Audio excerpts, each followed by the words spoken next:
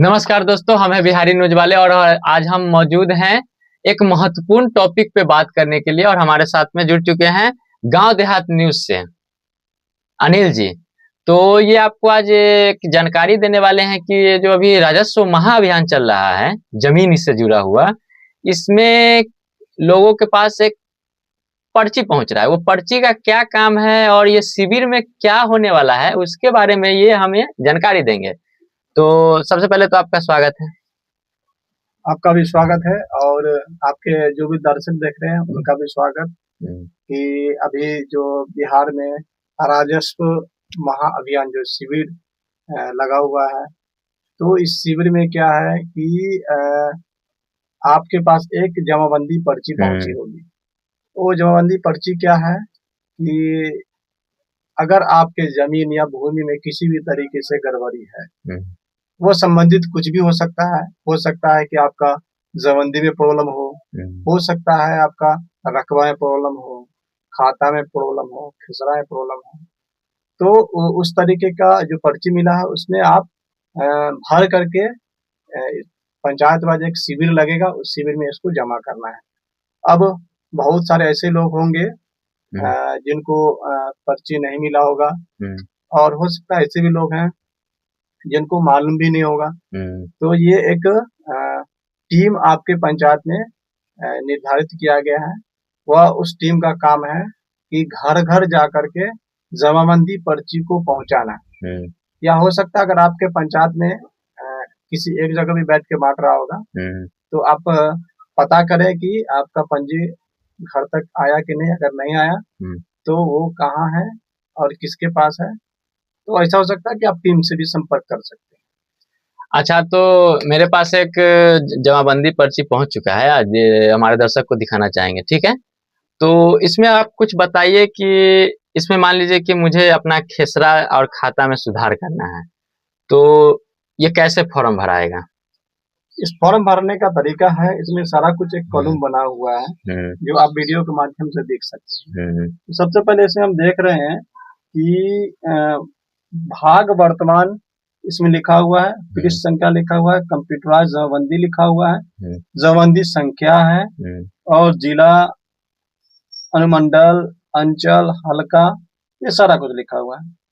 तो खास करके प्रॉब्लम जो है, जो दर्शक देख रहे हैं उनको मालूम भी होगा कि प्रॉब्लम ज्यादातर होता है खेसरा में, खाता में, रकबा में और नाम में। तो चौहद्दी में भी प्रॉब्लम होता है। चौहद्दी में भी होता है।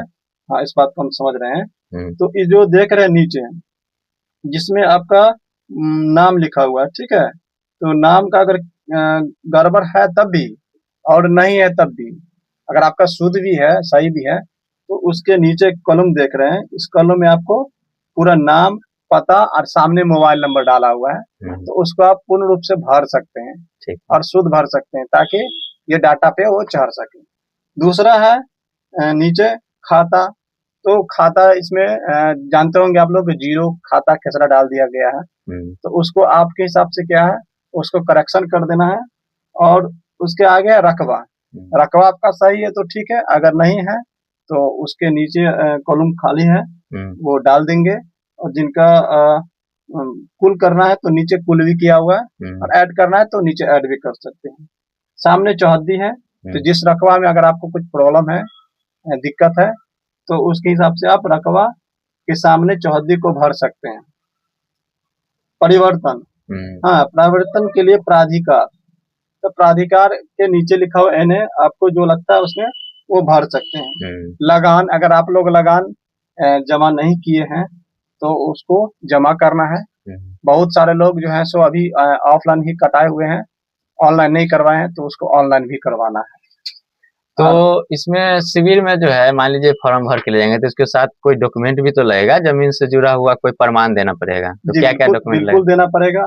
अगर मान लिया जाए कि किसी का किसी भी तरीके का, अगर मान लीजिए रकबा का प्रॉब्लम है तो रकबा का एक प्रूफ देना है। हो सकता है आपका खाता, जैसे खेसरा इसमें अगर दिया हुआ है 00, तो वो आपके खाता खेसरा होगा, उसको करेक्शन करना है। और इसके सामने एक संलग्न पेपर लगाना है, जो आप सामने लिखा हुआ है सुधार हेतु साक्ष्य।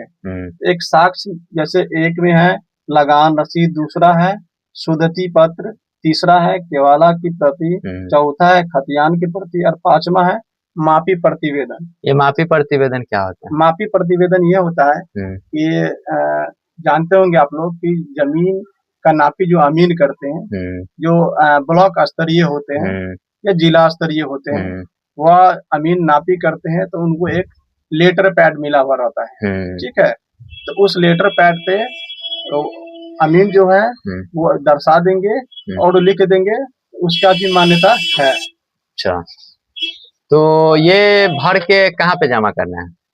तो जैसा कि हम बता दें कि ये सारा कॉलम अगर आप भर ले रहे हैं, तो एक यहाँ पे दिया हुआ है अंतिम वर्ष लगान, जो आपके पास जो पर्ची मिला होगा, जमाबंदी पर्ची, उसमें सारा डिटेल लिखा हुआ है।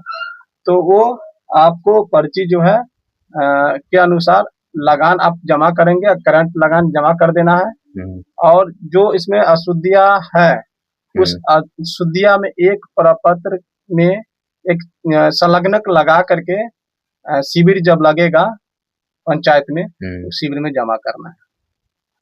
ठीक है। अब मान लीजिए कि अगर हमें ये, मान लीजिए मेरे ये परदादा के नाम से है, जी बिल्कुल, मुझे अपने नाम से करवाना है या मेरे पिताजी के नाम से करवाना है, अभी के पीढ़ी में करवाना है, तो क्या ये शिविर में ये भी काम होगा? बिल्कुल होगा। अगर मान लिया जाए कि अगर आपका जमीन दादा परदादा या बहुत पूर्व से पूर्वज के नाम पे है, तो उसको भी अपने नाम पे करवा सकते हैं। उसके लिए नामांतरण पत्र भरना होगा। नामांतरण पत्र भर करके, ठीक है, और जो भी आपका जैसे कि बगल में होंगे, चाचा होंगे या गोतिया जिसको बोला जाता है, सारे गोतिया का एक बॉन्ड पेपर पर साइन ले करके, ठीक है, और उसको नामांतरण करा करके आप शिविर में जमा कर सकते हैं। सरकार यह चाह रहा है कि इसका भी निपटारा हो जाए, सुधार हो जाए। और एक और क्वेश्चन है, जैसे कि मान लीजिए मेरे पास ये 38 डिसमिल का है, इसमें मान लीजिए कि मेरे 10 आदमी हैं, तो हम चाहते हैं कि मेरा बंटवारा भी हो जाए और मेरा नामांतरण भी हो जाए, तो क्या ये शिविर में संभव है? तो ये बिल्कुल संभव है। और इसके लिए क्या करना होगा कि आपको प्रपत्र जो फॉर्म है, नामांतरण प्रपत्र फॉर्म, उसको आपको भरना है और भर करके जो शिविर लगेगा उस शिविर में जमा करना है। और जो आपके क्या बोलते हैं कि गोतिया और जो भी है पटीदार, पटीदार, उनके बॉन्ड पेपर पर साइन ले लेना है सारे लोग का, और जो भी हिस्सा है उसमें सारे लोग को शेयर लग जाएगा। तो संभव है बंटवारा। तो आपका बहुत बहुत धन्यवाद ये जानकारी देने के लिए। और हमने ये जमीन से जुड़ी हुई जानकारी जो है हम आप तक पहुंचाए। अगर आपके मन में और भी इसके अलावा और कोई प्रश्न है तो वो हमारे कमेंट बॉक्स में पूछ सकते हैं। और ये है गांव देहात न्यूज से, इनका घर जो है वो ताजपुर में हुआ। इनका नाम अनिल जी है। इनका भी यूट्यूब और फेसबुक पे चैनल है गांव देहात न्यूज करके, तो उसको आप सब्सक्राइब और फॉलो कर लीजिए ताकि भविष्य में आपको और भी ऐसी जानकारी मिलती रहे। तो बहुत बहुत धन्यवाद। आप सारे दर्शक को भी मेरे तरफ से धन्यवाद।